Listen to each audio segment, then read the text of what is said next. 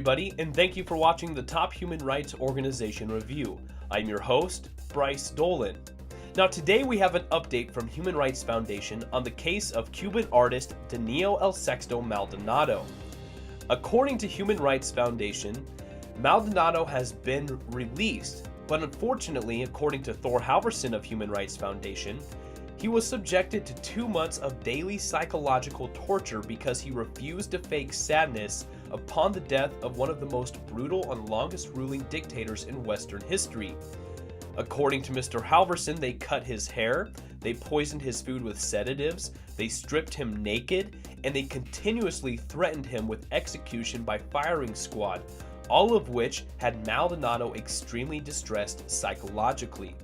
Now, for those of you who don't know the background information of Maldonado's case, back in November after Fidel Castro died, Maldonado spray painted Safeway on the outside wall of the iconic Hotel Havana Libre.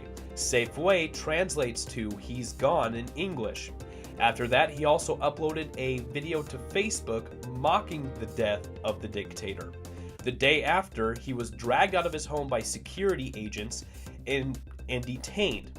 During the time that he was detained, he wasn't allowed to see his international U.S. legal associate or U.S. attorney, Kim Motley. Now, unfortunately, he was serving his time in a maximum security prison. But like we said, luckily, according to Human Rights Foundation, he now has been released, but Human Rights Foundation is calling for the Cuban government to drop all of his criminal charges. Now, following his release, Maldonado's family published a public statement thanking Human Rights Foundation. Now, this is what their public statement said.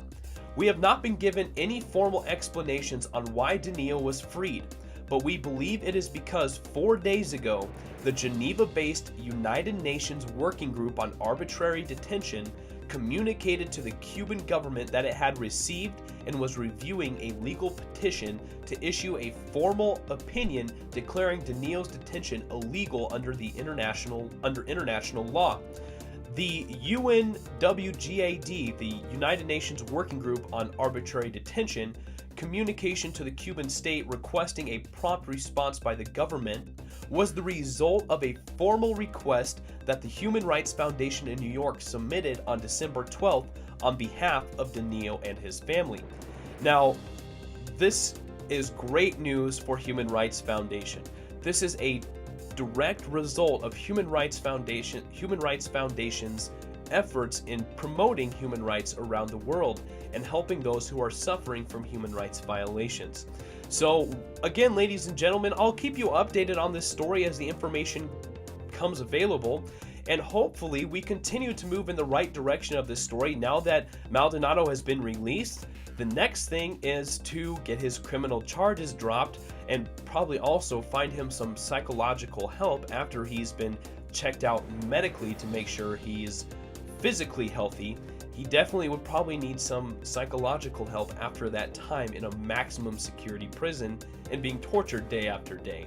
Now, ladies and gentlemen, if you want to look into this article yourself, you can find a direct link below in the description. It'll take you directly to this article on the Human Rights Foundation website.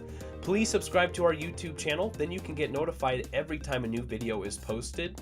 Or if you don't want to get notified, you can turn off the notifications too.